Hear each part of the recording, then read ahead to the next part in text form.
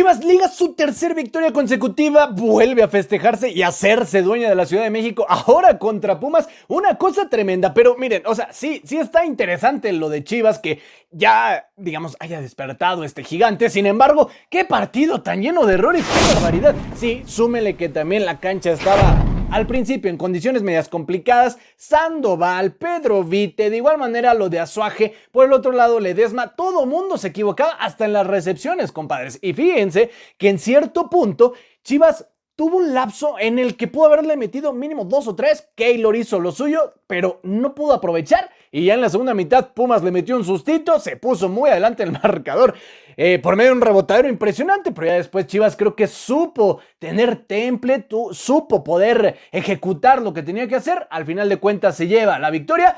Pero ese penal, qué cosa en verdad tan espantosa. Pero bueno, ahorita lo analizamos tácticamente. Antes te dejo el top de los mejores y los peores jugadores que nosotros elegimos en este partido. Chécalo muy bien.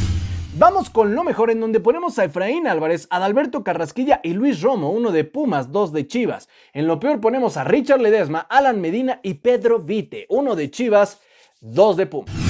Entramos a lo táctico, te explico. Chivas arrancó con un 3-5-2, mientras que Pumas con el clásico 4-2-3-1. De entrada te explico, el primer tiempo fue una avalancha de imprecisiones, de errores. ¿Por qué? Porque Pumas se defendía con el 4-4-2. Chivas, evidentemente, digamos que hacía muy para atrás a su equipo. Esto les terminaba afectando un poquito, porque de inmediato también se metía en este caso el Oso González para hacer una especie de líbero, dejando a dos contenciones. Aquí, por ejemplo, hablamos tanto de Efraín Álvarez como de Gobea, y siempre de igual manera a Sandoval, y a la Hormiga bastante retrasados. Entonces digamos que estaban como una especie de 5-1-4 para defender, y entre comillas era una buena idea, porque sí quedaban un poquito más listos para el ataque. Esto que generaba que Pumas se defendía con una línea un tanto adelantada, si te diste cuenta. Por acá teníamos de igual manera a Alan Medina, a Adalberto Carrasquilla, a Caicedo, marcando siempre casi a la altura donde estaban Gobea y de igual manera Efraín. Pero cuando por alguna razón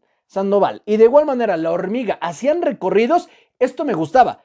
Avanzaba Brian, avanzaba también por este costado Richard Ledesma, pero siempre estos dos eran los que terminaban moviendo los hilos, particularmente Efraín Álvarez. ¿Por qué? Oso se quedaba como contención, sí, pero en este caso el que tenía la libertad era Efra de moverse por distintos costados para, no más que una instrucción, buscar trazos largos. Si estaba más pegado o a la derecha de Oso González, buscar a Brian González para tratar de hacer una incorporación saltando líneas. Si estaba a la izquierda, buscaba a Richard Ledesma. En este caso, Brian sí tenía más precisión, y aquí quien terminó sufriendo un poquito más fue Benevendo, y de igual manera tratando de incorporarse también a Alan Medina para ayudar un poco. Por este costado, Ledesma, si bien es cierto, tenía opciones muy buenas, el control nunca le ayudó en esos trazos largos. Ahí fue donde estuvo flaqueando el rebaño. ¿Qué sucede también con Pumas? Que en ese lapso, cuando Chivas se empezaba a atacar, de inmediato se convertía prácticamente aquí en un 3-2-5 para atacar, porque teníamos a Gobea, teníamos al Oso González siendo los que estaban deteniendo el medio campo, y la línea de 3 siempre bien. Ahora, hay que destacar algo, lo de Romo, cracks.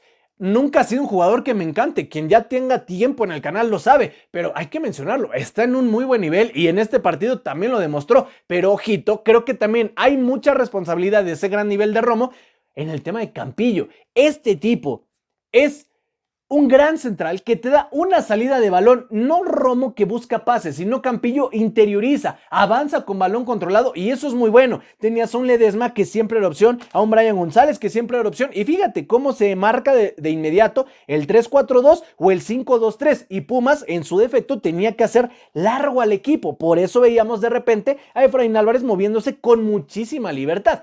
Ahora, ¿qué sucede? Esto fue así prácticamente en el primer tiempo. Chivas muy presente, sí teníamos a la Hormiga, a Natán Silva tratando de sacar las papas del fuego, Alan Medina y Caicedo que perdieron una cantidad de balones, pero dejen ustedes eso.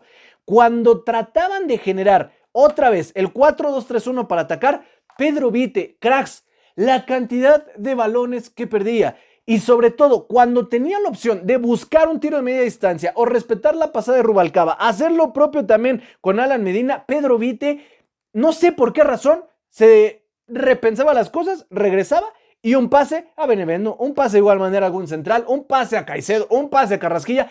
todo era para atrás. Angulo también recibía muchos pases porque no se decidían. Cuando interiorizaban, Benevendo subía, Angulo subía y estaba así la línea de 5 de Chivas, pero otra vez volvemos a lo mismo. Obligabas de repente a que Caicedo, a que Carrasquilla se tuvieran que regresar y naturalmente ibas a agarrar mal parado porque ponías un 3 contra 2 y esto le terminaba pasando factura a Pumas, que en el primer tiempo sufrió, sí, pero Chivas no lo supo aprovechar. Ahí también error para el rebaño.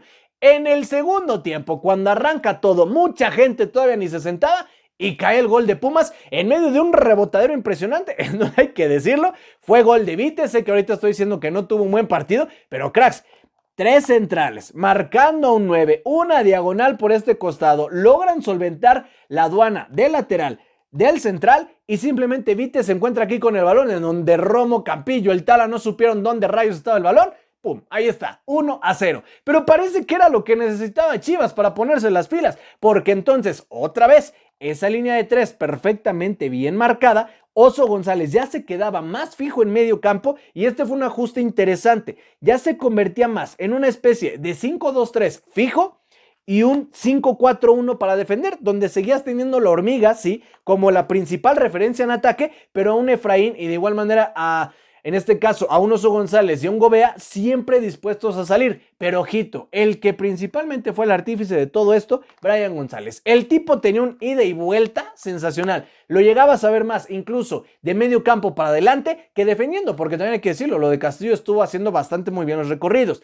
¿Qué sucede? Que en estas incorporaciones agarras justamente a la saga de Pumas recorriendo. Tienes acá tus dos contenciones, avanzan en la conversión, se quedan los dos, avanzan estos tres, los carrileros suben y otra vez un 3-2-5 para atacar. Y justamente cuando viene un servicio, aquí Azuaje ataca súper mal ese servicio. No sé qué trató de hacer. Tienes a tu marca enfrente, ok, eso está bien, pero cuando tú tienes a tu marca enfrente como central, lo que tienes que tratar de hacer es anticipar, no buscar el duelo aéreo porque te va a ganar, él va a tener primero el contacto con el balón. Si tú lo estás marcando a sus espaldas, tienes que buscar anticipar. Azuaje brincó terriblemente feo y la hormiga le remata a Keylor, se le va por, digamos, debajo del brazo, nada que decir. Muchos dicen, no, culpa de Keylor, para nada, le remató muy cerca y sobre todo, otra vez, confiando en el buen juego aéreo de sus defensas, que Azuaje es un enorme central, pero hoy sí no tuvo para nada su partido, de no ser por Natán y las intervenciones de Keylor se hubiera sufrido de sobremanera. Y si te das cuenta, la segunda anotación de Chivas también viene en este costado, cuando ya habían cambiado ahora a un 5-3-2. Ya tenías a 3 contenciones porque también Pumas hizo otro tipo de ajustes tratando de avanzar. Natán Silva ya encontrabas más libre a Caicedo, Carrasquilla el tipo recuperaba cualquier cantidad de balones,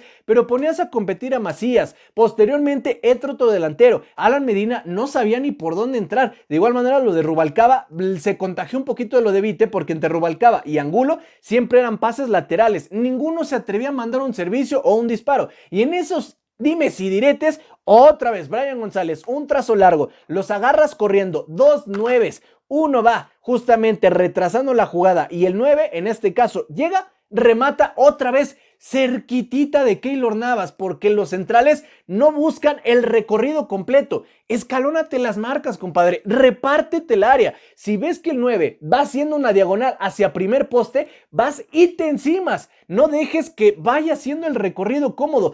Incomódalo, cuerpo a cuerpo, cuidando la falta o ve directamente tras el balón, pero haz algo. Y le remataron otra vez a Keylor, 2-1 y párale de contar porque por ahí se venía un susto del tamaño del planeta.